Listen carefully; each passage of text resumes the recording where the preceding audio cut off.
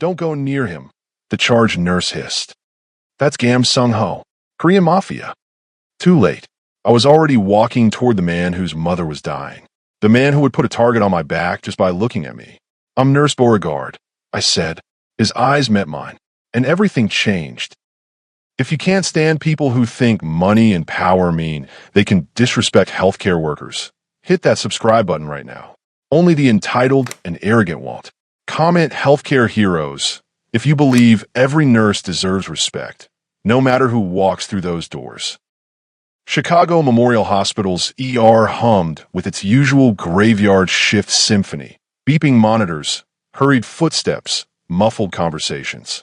Lydia had been on her feet since 10 a.m. yesterday, her navy scrubs wrinkled, her natural coils escaping the bun she'd given up on fixing hours ago.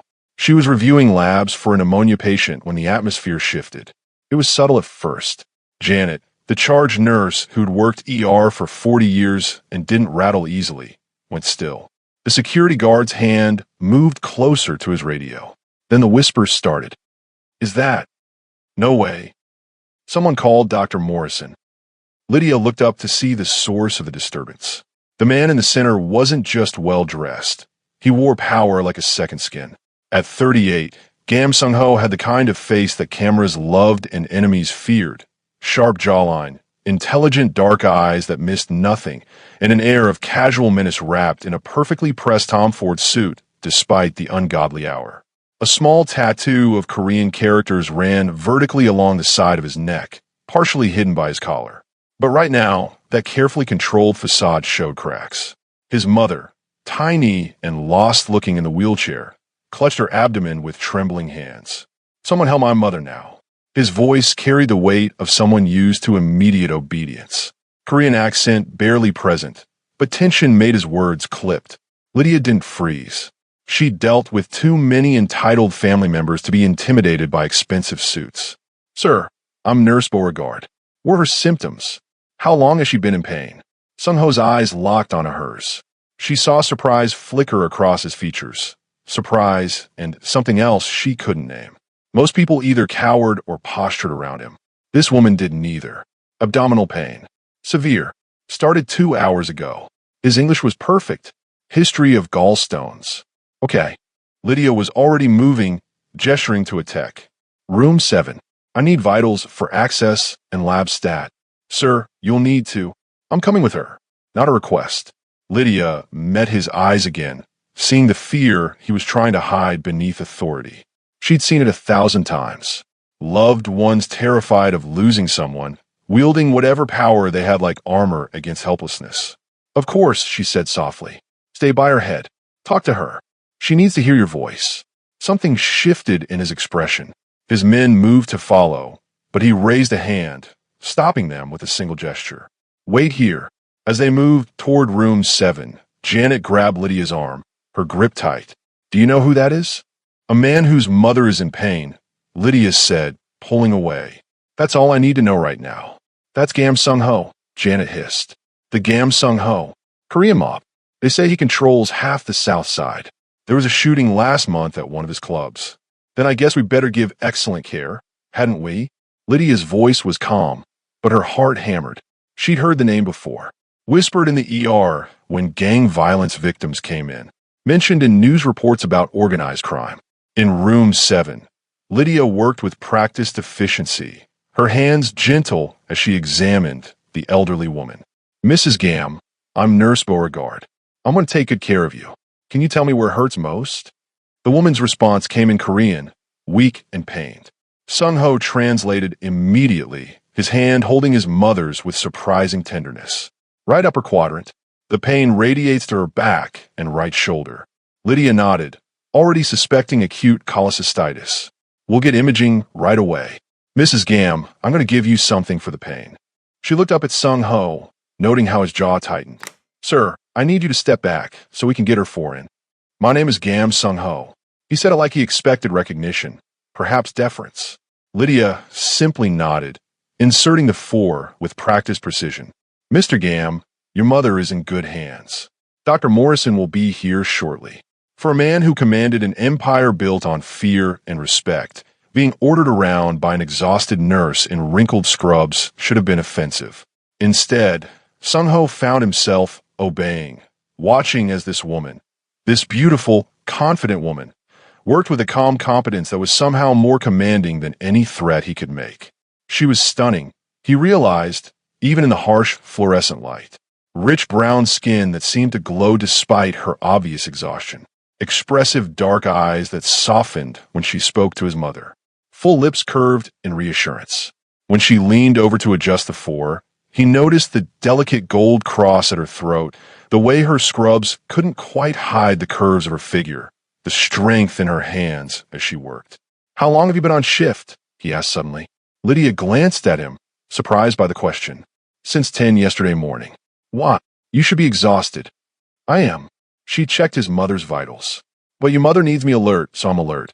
That's the job." Before he could respond, Dr. Morrison burst in, a 50-something white man with silver hair and an expensive watch. He took one look at Sung-ho and his entire demeanor changed. The confident physician suddenly looked nervous. "Mr. Gam, I didn't realize. We'll take excellent care of your mother. The best care. I'll personally oversee." "Nurse Beauregard is doing fine," Sung-ho interrupted, his eyes never leaving Lydia. "Continue." Dr. Morrison blinked, then nodded rapidly. Of course.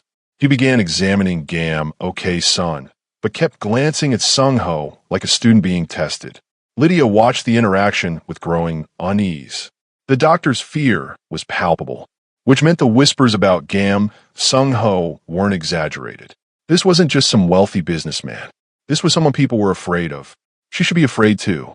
But all she could think about was the gentle way he held his mother's hand, the vulnerability in his eyes when he looked at the woman who'd raised him. 2 hours later, Gam OK son was admitted for emergency cholecystectomy.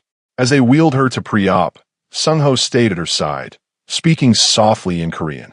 Lydia caught words she didn't understand but recognized the tone. Reassurance, love, fear masked as confidence. "She'll be okay," Lydia said quietly. "Dr. Morrison is an excellent surgeon. Your mother is strong." Sung-ho looked at her for a long moment. "You're not afraid of me." It wasn't a question, but Lydia answered anyway. "Should I be? Most people are." "I'm not most people." She met his gaze steadily. "And right now, you're not a scary mob boss. You're just a son who's terrified of losing his mother. I see that every day. It doesn't matter what suit you're wearing." Something flickered across his face, surprise, respect, and something warmer she couldn't name. "What time does your shift end?" "An hour ago. But I'm staying until your mother is out of surgery." "You don't have to." "I know." Lydia's voice was firm. "But I will. If you believe healthcare workers who treat everyone with dignity, regardless of who they are, deserve respect and support, comment heroes wear scrubs. The arrogant and the entitled won't. They think money means they're above basic human decency. Don't be like them. Show these heroes you see them." The surgery took 4 hours. Sung-ho paced the waiting room like a caged predator, his men maintaining a perimeter that made other families keep their distance. Lydia should have gone home after her shift ended 3 hours ago. Instead, she brought him coffee. "Black, no sugar," she said, handing him the cup. "You look like a black coffee person." He took it surprised. "How did you know?" "I didn't. But you seem like someone who doesn't like things complicated." She sat down, finally allowing herself to feel the exhaustion in her bones. "Your mother is strong. She's going to be fine." "You can't know that." "No," Lydia admitted. "But I believe it. And sometimes belief is what gets us through the waiting." They sat in silence for a moment. Then Sung-ho asked, "Why did you become a nurse? Why does anyone?" She smiled. "I wanted to help people." Cliché, I know.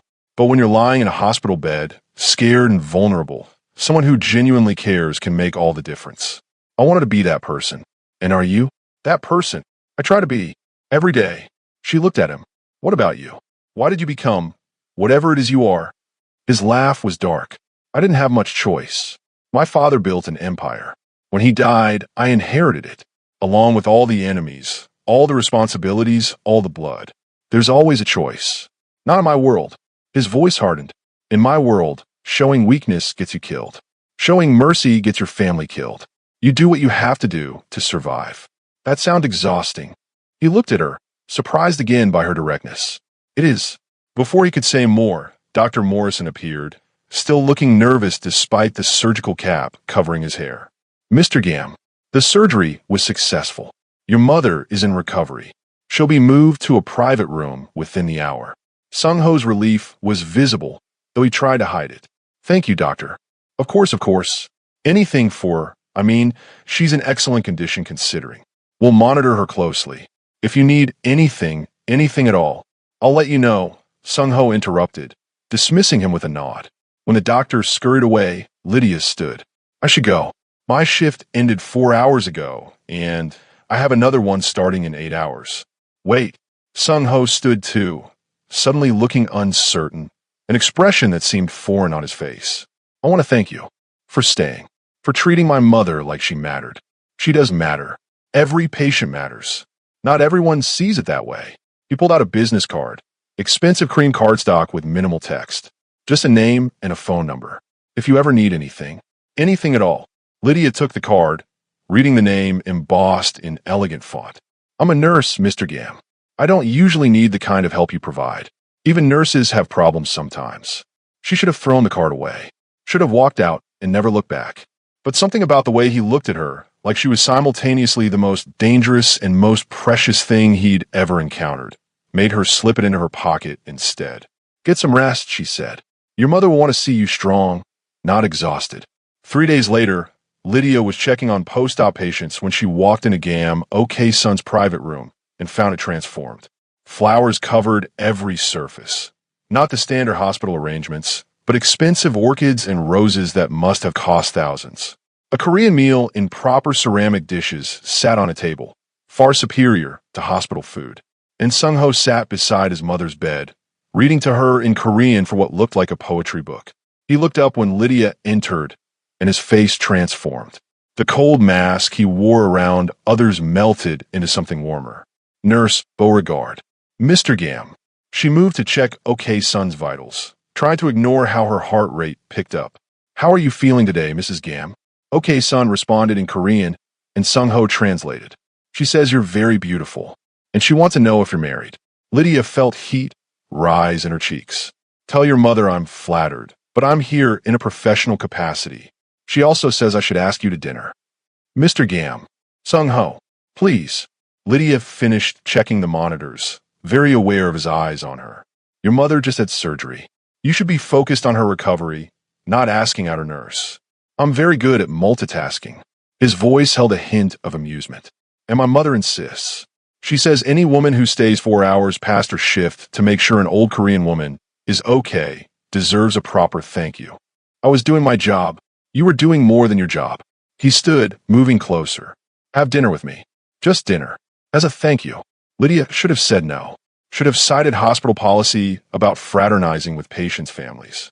Should have remembered that this man was dangerous, possibly deadly, definitely not someone she should get involved with. But she thought about the gentle way he held his mother's hand, the vulnerability in his eyes during the surgery, the way he looked at her like she was something precious in a world that had taught him to value nothing. One dinner, she heard herself say, somewhere public, and if at any point I feel uncomfortable, I leave. No questions asked. Agreed. His smile was genuine, transforming his face. Friday? After your shift? Friday. What was she doing? But Mr. Gam, Sung-ho, I need you to understand something. I'm not impressed by money or power. I've seen too many people in hospital beds to think wealth makes anyone invincible. If we're going to have dinner, it's just two people having a conversation. Nothing more. Nothing more, he agreed. But the way he looked at her suggested he was already hoping for much, much more. That night, as Lydia drove home in her beat-up Honda Civic, she couldn't stop thinking about the way Sung-ho had smiled at her, like she was sunlight and he'd been living in darkness for far too long. Her phone rang. Unknown number. Hello. Nurse Beauregard. The voice was smooth, accented differently than Sung-ho's. My name is Park Jin-woo. I work for the Kim family. We've noticed your association with Gam Sung-ho. Lydia's blood ran cold. I don't know what you're talking about. Don't play stupid. It's unbecoming. Jin-woo's voice hardened. The Kim family and the Gam family have a complicated history. We'd hate to see a nice nurse like you caught in the crossfire. Stay away from Sung-ho. For your own safety. The line went dead. Lydia sat in her car, hands shaking on the steering wheel. This was why she should have thrown that card away. This was why she should have said no to dinner. But a part of her, the part that had chosen nursing because she couldn't stand to see people suffer, wondered if Sung-ho had anyone in his life who saw him as human, who saw past the power and the danger to the man underneath. She pulled out his card and sent a text. Had a disturbing phone call. We need to talk before Friday. The response came immediately. Are you safe? Where are you? I'm fine. Just concerned. Address. Now. She hesitated, then sent it. 20 minutes later, headlights flooded her driveway. But it wasn't the expensive car she expected. Sung-ho arrived on a motorcycle, helmet under his arm, dressed in jeans and a leather jacket that made him look younger, less dangerous. He was at her door in seconds. What happened? Are you hurt? I'm fine, but someone from the Kim family called me. Warned me to stay away from you. She crossed her arms. I need to know what I'm getting into. Because if having one dinner with you means getting threatening phone calls, maybe we should cancel. Sung-ho's face darkened with rage. The Kims have no right to threaten you. They're trying to get to me through anyone I care about. I'll handle it. Handle it how? He didn't answer, which was answer enough. This is what I mean, Lydia said. I can't date someone. I can't even have dinner with someone when handling it means violence. I became a nurse to save lives, not be complicit in taking them. You won't be complicit in anything. His voice was intense. I would never let my world touch you. Never. But it already has. One dinner that hasn't even happened yet, and I'm getting threatening phone calls. What happens if we actually see each other again? What happens if, she stopped herself. If what? He stepped closer.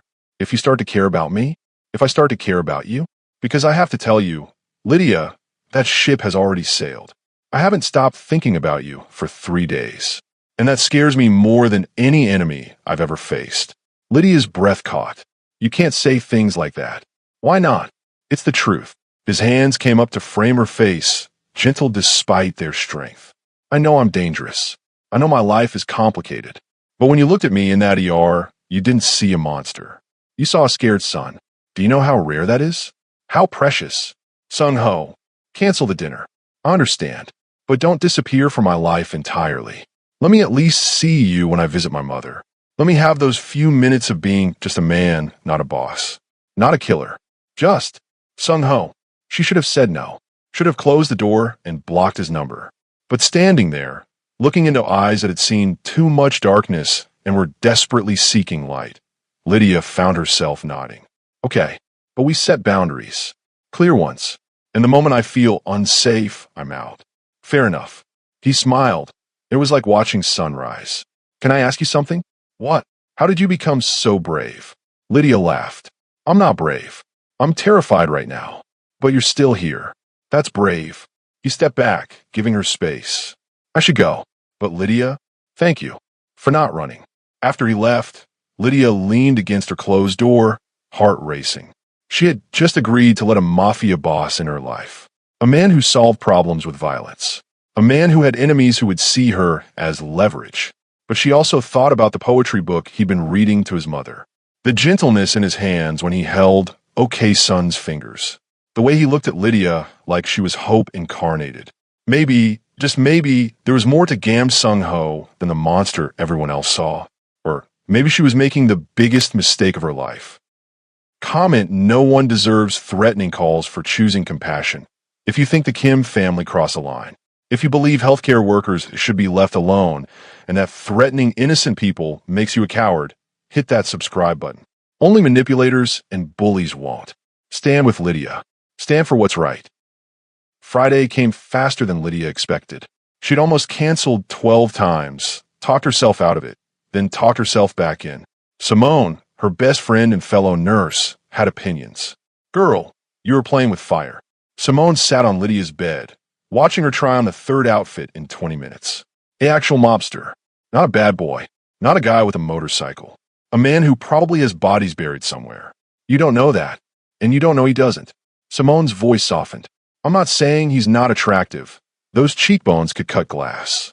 And the way he looks at you like you hung the moon, that's powerful stuff.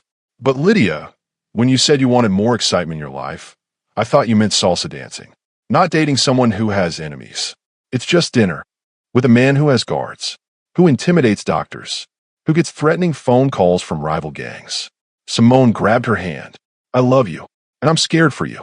Lydia was scared too, but she also couldn't stop thinking about Sung-ho's visit to her house. The vulnerability in his voice when he asked her not to disappear. The way he'd called her brave. One dinner. If it's weird or uncomfortable, I'm out. I promise. Simone sighed. Fine, but you text me every hour. And if I don't hear from you, I'm calling the cops. Deal. Sung-ho picked her up in a Mercedes that probably cost more than her entire apartment building. But he didn't have guards. Didn't have an entourage. Just him, in a simple black suit that somehow made him look both more and less dangerous. You look beautiful, he said when she opened the door, and the sincerity in his voice made her blush. Thank you. You look less intimidating than usual. He laughed. I'm taking that as a compliment. The restaurant was Korean, intimate, but not pretentious. The owner greeted Sung-ho with a bow that suggested familiarity, then seated them at a private corner table. I thought you might like to try real Korean food, Sung-ho explained. Not the Americanized versions. My mother's recipes. Your mother cooks? Used to, before arthritis made it difficult. But she taught the owner of this place everything she knew. He ordered in Korean, a rapid conversation that made Lydia realize how little she actually knew about him. Tell me about your mother, she said when the owner left. Not the patient. The person. Sung-ho's face softened. She's the strongest woman I know. Came to America with nothing but a suitcase and a dream. Worked 3 jobs to put my father through business school. When he started the organization, she was against it. They fought for years. But she never left him. Never left me. She sounds incredible. She is. And she's obsessed with you. His eyes sparkled with amusement. Keeps asking when you're visiting. Says you have kind hands. I try. The food arrived, course after course of incredible dishes Lydia couldn't name. Sung-ho explained each one, teaching her how to use chopsticks properly, laughing when she dropped kimchi on her lap. This is nice, Lydia said, surprising herself. Normal. I was expecting bodyguards, bulletproof glass, a table near the exit. His voice held bitter amusement. That's my usual life. But tonight, I wanted to just be Sung-ho, a man having dinner with a woman who fascinates him. I fascinate you. Terrify me, actually. He set down his chopsticks. I haven't felt like this since I was 20, before I inherited the organization, before I learned that caring about someone makes them a target. Is that what the Kim family threat was about? Because you care about me? His jaw tightened. The Kims in my family have been at war for 3 generations. My grandfather killed Kim Dong-woo's father over a shipping dispute. His family has been trying to destroy mine ever since. If they think you matter to me, they'll use you to get to me. So I'm already a target. Even if we never see each other again after tonight, I've increased security on you. You won't see them, but they're there. And I've made it clear to the Kims that you're under my protection. Anyone who touches you answers to me. Lydia should have been angry, should have objected to decisions made without her consent. But a part of her was relieved. Why are you telling me this? Why not just protect me without me knowing? Because you deserve the truth. Because I'm asking you to consider letting me into your life. And you need to know what that means. He leaned forward. I can't promise you safety. I can't promise you normal. But I can promise you honesty. And I can promise that I will do everything in my power to keep you safe. What do you get out of this? I'm a nurse. I work 16-hour shifts and eat ramen for dinner half the week. I can't offer you anything your world values. You offer me something my world has never given me. His voice was intense. You see me, not the boss, not the power, just me. Do you know how rare that is? How lonely it is to have people fear you, respect you, obey you, but never actually see you. Lydia's heart ached at the vulnerability in his voice. I do see you. That's the problem. I see a man who reads poetry to his mother, who stays by her bedside for hours, who's gentle with vulnerable people, but terrifying to those who threaten them. I see complexity, and that makes it hard to walk away. Then don't. Walk toward me instead. Let's see where this goes. She should have said no, should have protected herself. But sitting there, watching the way candlelight played across his features, seeing the hope in his eyes, Lydia found herself reaching across the table to take his hand. Slow, she said. We go slow, and we set rules. I won't compromise my values. I won't be complicit in violence. And if at any point I feel like I'm losing myself, I walk away. Fair enough. His thumb traced circles on her palm. But Lydia, I'm not letting you go easily. Just so you know, the next 3 weeks were a strange kind of bliss. Sung-ho visited his mother daily, always timing it to Lydia's shifts. They'd have coffee in the cafeteria, talk about everything and nothing. He told her about growing up in two worlds, Korean tradition and American ambition. She told him about nursing school, about the patients who'd changed her, about the exhaustion that came from caring so much. But the real world kept intruding. One afternoon, Lydia walked into the break room to find two nurses whispering. Dating Gam, Sung-ho. Mafia money. What kind of nurse associates with criminals? They fell silent when they saw her. But the damage was done. Dr. Morrison called her into his office that evening. Lydia, I need to talk to you about your association with Mr. Gam. My personal life isn't hospital business. It is when it affects patient care. Other staff members are uncomfortable. They're concerned about, he struggled for words, about what his presence means for hospital safety. His presence means his mother gets the care she needs. And he's been nothing but respectful to staff. He's also a known criminal. We have policies about. Show me the policy that says I can't have personal relationships with patients' families. Show me where it says I should discriminate based on someone's reputation. Lydia's voice was steel. Or admit this is about fear and prejudice. Dr. Morrison blinked.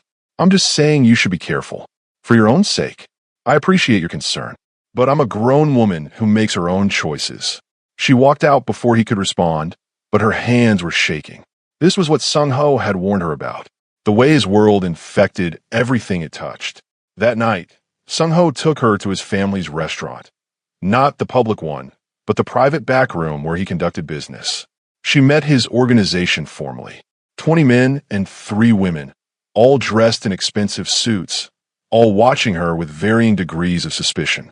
This is Lydia Beauregard, Sung-ho said, his hand at the small of her back. She is under my protection. That means she is under our protection. Anyone who threatens her, anyone who disrespects her, answers to me. Understood. A chorus of acknowledgement rippled through the room. But one man stepped forward, older, scarred, with eyes that had seen too much death. With respect, boss, is this wise? The Kims are already watching her. Bringing her deeper into the organization puts a target on her back. The target's already there, Min Jun. This way, she has protection. Or, the man said carefully, this way, the Kims know exactly how much she means to you. And they'll use that knowledge. Sung-ho's face hardened. Are you questioning my judgment? I'm protecting you.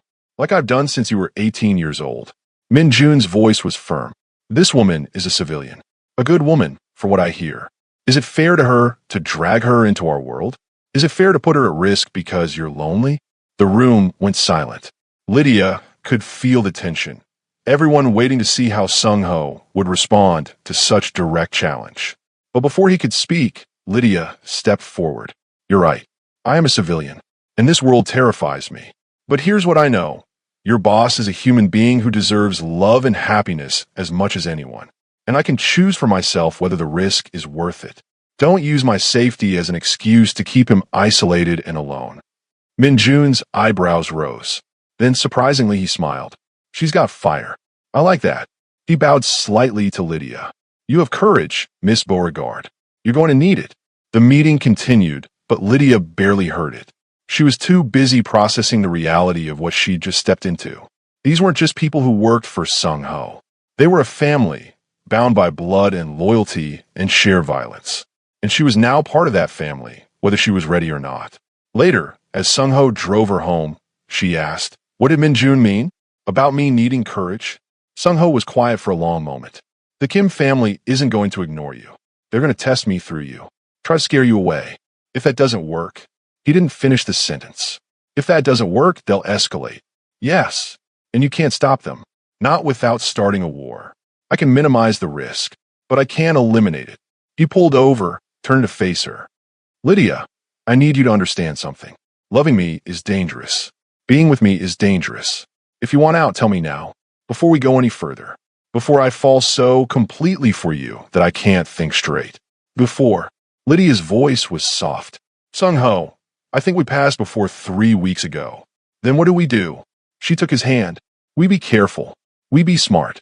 And we don't let fear keep us from living. Because if the Kim family can control your life through threats, they've already won. He pulled her close, pressing his forehead to hers. You're either the bravest woman I've ever met, or the most foolish. Maybe both. She kissed him softly, feeling him tense with surprise before he melted into it. When they pulled apart, she whispered, I'm not going anywhere. Not yet. Not unless you give me a reason to. I'll try not to. But even as he said it, both of them knew it was only a matter of time before the Kim family made their move. If you think threatening innocent people to settle old grudges makes someone a coward, comment, leave civilians alone. If you believe using fear to control others is the mark of a bully, hit subscribe. Only the cruel and the manipulative won't. Stand against the Kim family. Stand for what's right. Let's see who's really on the side of justice. The attack came on a Tuesday. Lydia was leaving her late shift, exhausted from a brutal 14 hours in the ER. The parking garage was nearly empty, her footsteps echoing as she walked to her car. She didn't see them until it was too late. 3 men, emerging from the shadows. Not Sung-ho's guards. She'd learned to recognize their subtle presence. These were different, rougher, scarier. Lydia, Beauregard. The leader smiled, but it didn't reach his eyes. We need to talk about your boyfriend. She backed up, hand going for her phone. I don't know what you're talking about. Don't lie. It's insulting. He moved closer. The Kim family sent us. We have a message for Gam Sung-ho. You're going to deliver it. I'm not delivering anything. And I'm calling security. One of the men grabbed her phone, crushing it under his boot. Fear spiked through Lydia's chest, sharp and immediate. She'd taken self-defense classes, but 3 trained fighters? She didn't like her odds. We can do this easy or hard, the leader said. Easy, you come with us quietly. We hold you for a few hours, make Sung-ho sweat, then let you go. Hard, we drag you. Either way, you're coming. Lydia's mind raced. She could scream, but who would hear in an empty garage? She could run, but they'd catch her. She could fight, but she'd lose. So she did something they didn't expect. She started talking. You know I'm a nurse, right? Her voice was steadier than she felt. Emergency medicine. I save lives for a living. Multiple lives, every shift. You take me, you're not just hurting Sung-ho. You're hurting every patient who needs me tomorrow. Every person who'll code while I'm gone. Every child who'll come in scared and alone. The leader hesitated. Just a fraction. But Lydia saw it. And for what? To send a message to a man you've never met? Because your boss has a grudge that's older than you are? She looked each man in the eye. You seem like intelligent people. You really want innocent patients dying because you needed to prove a point? Shut up, one of the men growled.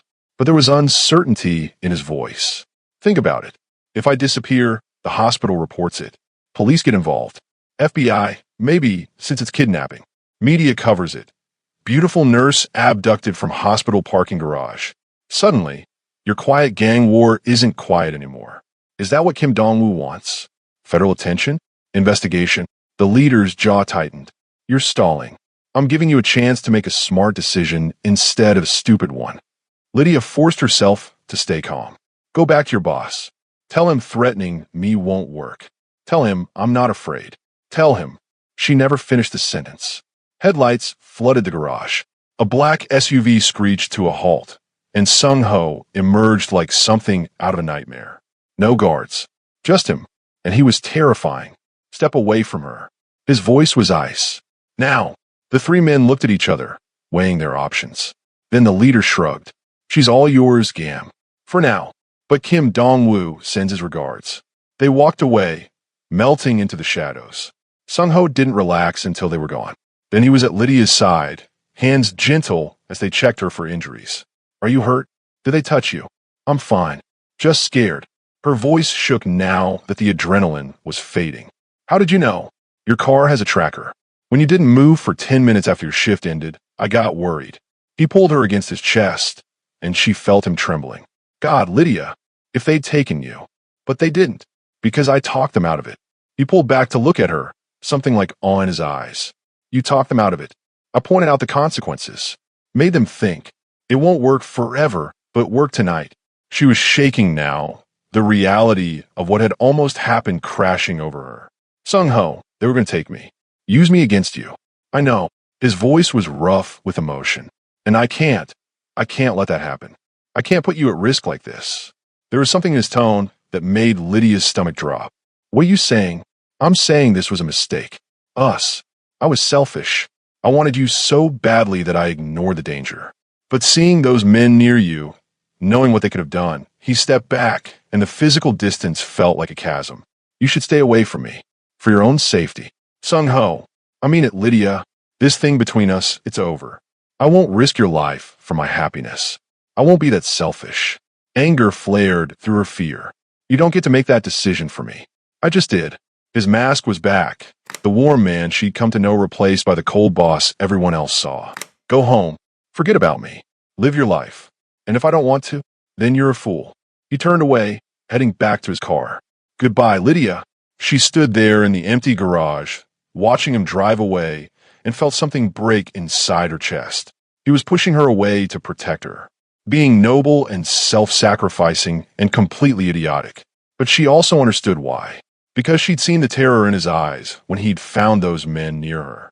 Seen how close he'd come to losing control, to becoming the monster everyone thought he was. Maybe he was right. Maybe loving him was too dangerous. Or maybe danger was just the price of something real. 2 weeks passed. The longest 2 weeks of Lydia's life. She threw herself into work, pulling double shifts, volunteering for the worst cases. Anything to not think about Sung-ho. Anything to not remember the way he'd looked at her like she was precious. The way his voice had softened when he talked about his mother. The way he'd kissed her like she was oxygen and he was drowning. But the hurt wouldn't go away, and neither would the anger. Simone found her crying in the break room on day 12. Oh, honey, talk to me. He's an idiot, Lydia sobbed. A complete idiot. Men usually are. But what did this particular idiot do? He pushed me away to protect me. Decided I couldn't handle the risk. Made the choice for both of us. And you're heartbroken. I'm furious. I survived 4 years of nursing school. I survived being broke and exhausted and doubted. I save lives every single day. And he thinks I can't handle loving him? He thinks I'm too fragile for his dangerous world. Simone was quiet for a moment. So what are you going to do about it? What can I do? He made his choice. Did he? Or did he make a choice out of fear and trauma? Because from what you've told me, this man has lost everyone he's ever cared about. Maybe pushing you away is just his way of not losing you too. Lydia wiped her eyes. What are you saying? I'm saying you could let him push you away. Play it safe. Protect your heart. Simone squeezed her hand. Or you could fight for him. Show him that love doesn't have to end in loss. That some things are worth the risk. He could get me killed. You could get killed crossing the street. Or staying in the ER when an active shooter comes in. Or just existing as a woman in this world. Simone's eyes were gentle. Life has no guarantees, Lydia. But I've watched you these past 2 weeks. You're miserable. And so is he, according to the nurses who've seen him visiting his mother. So the question is, are you going to let fear win? Lydia thought about Sung-ho reading poetry to his mother. Thought about the way he'd trembled when he'd held her in that parking garage. Thought about the vulnerability in his voice when he'd asked her not to disappear from his life. No, she said quietly. No, I'm not. She found him at his mother's bedside. Gam-ok's son had been readmitted with post-surgical complications. Minor, but enough to warrant monitoring. Sung-ho looked terrible, thinner. Shadows under his eyes that spoke of sleepless nights. A bruise on his jaw that was fading, but still visible. He looked up when she entered, shock flickering across his features before his mask slammed down. Dr. Morrison is handling my mother's care. He's in surgery. You get me. She moved to check OK son's vitals, hyper-aware of his presence. Infection in the surgical site. She needs 4 antibiotics. Whatever you recommend.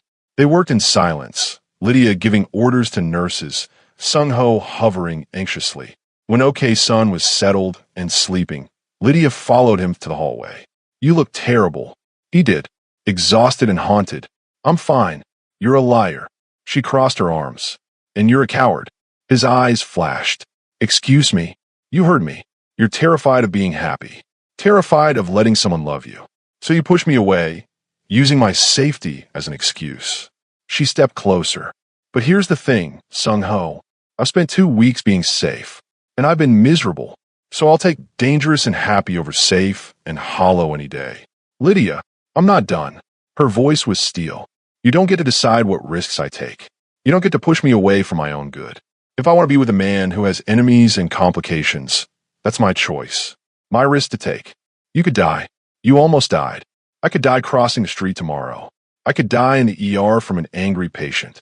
I could die from 1,000 random things. She softened, cupping his face. But I guarantee that these last 2 weeks without you have been hell. So stop protecting me from yourself, and just let me in. He broke. His arms came around her, crushing her against him, his face buried in her neck. I'm sorry. I'm so sorry. I thought I was doing the right thing. I know, but you're not alone anymore. We figure this out together. She held him as tightly as he held her. Together. Okay. Together, he whispered into her hair. God, I missed you. I missed you too. You impossible man. They stood there in the hospital hallway, 2 broken people choosing to be whole together. And somehow, that felt like the bravest thing either of them had ever done. Okay, son watched from her bed, smiling despite her pain, already planning their wedding in her mind. If you believe people deserve the right to choose their own risks, comment love over fear. If you think pushing someone away for their own good is just emotional cowardice, hit subscribe. Only those who choose fear over courage won't. Stand with Lydia. Stand with anyone who's fought for love despite the risk. Show them they're not alone. Let's build a community that chooses bravery. 6 months later, everything had changed. Lydia stood in the kitchen of Sung-ho's penthouse, their penthouse now, teaching Gam Ok-sun how to make her grandmother's sweet potato pie. Ok-sun had fully recovered and had appointed herself Lydia's personal Korean cooking instructor, a role she took extremely seriously. No, like this, Ok-sun demonstrated, her hands moving with practiced ease through the dough. You must feel it. No, when it's ready. I'm trying. How many? Lydia laughed, flour dusting her nose and apron. But I think cooking might not be my gift. Love is your gift. Cooking we can teach. Ok-sun squeezed her hand. You brought my son back to life. That is greater than any recipe. From the living room, Sung-ho watched them, Min-jun standing beside him. You're smiling, Min-jun observed. It's disturbing. Shut up. No, seriously. You look almost human. Should I call a doctor? Min-jun's teasing had an edge of genuine warmth. Though I suppose your doctor is covered in flour and murdering your mother's recipe. I heard that. Lydia called out, making both men laugh. Life had changed in 6 months. After the attempted kidnapping, Sung-ho had done what he did best. He'd handled it. The details were something Lydia didn't ask about, respecting the boundary between his world and hers. But she knew that the Kim family had backed off, that a truce had been negotiated, that she could walk to her car without fear. She'd moved in after 3 months, bringing her threadbare furniture and mountains of medical textbooks. She'd taken self-defense classes, learned to recognize Sung-ho's security team, studied the signals that meant danger. She'd set clear boundaries. She still worked at the hospital, still maintained her own identity, refused to be just the boss's girlfriend. And Sung-ho had respected every boundary, even when it killed him to let her walk into potential danger. They'd have fights, spectacular ones, usually about his overprotectiveness or her stubborn independence. But they'd also had quiet mornings drinking coffee, late nights talking about everything, moments of perfect peace. She met the organization properly now, carefully and formally, with Sung-ho establishing clear rules about respect. Most have been wary at first, but her refusal to be intimidated and her genuine care for their boss had won over even the skeptics.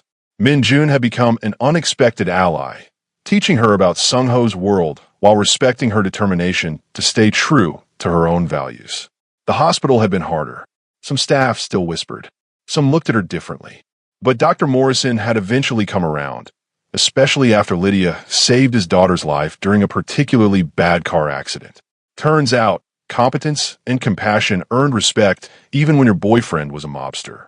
Sung-ho, his mother called. Come taste. He obeyed, accepting the spoon offered with exaggerated ceremony. The pie filling was actually pretty good. Not perfect, but good. Acceptable, he declared with mock seriousness. Acceptable. Lydia threw a dish towel at him. It's delicious. It's acceptable, he repeated, grinning as he pulled her close despite his mother's laughing protests about getting flour on his clothes. But you're perfect, so I suppose I can live with acceptable pie. Later that night, wrapped in each other in the darkness of their bedroom, Lydia whispered, "Happy." Terrifyingly so, Sung-ho admitted, his fingers tracing patterns on her skin. "You completely destroyed my carefully ordered life, you know. Made everything complicated and messy and uncertain. And I've never been happier." He kissed her softly. "Thank you. For not running. For choosing me despite everything. For being brave enough for both of us when I was too scared to hope."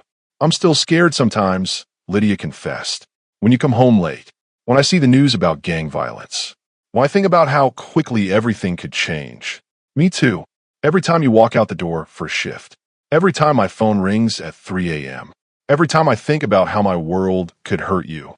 He pulled her closer. "But being scared together is better than being safe and alone. Much better." She kissed him, deep and slow.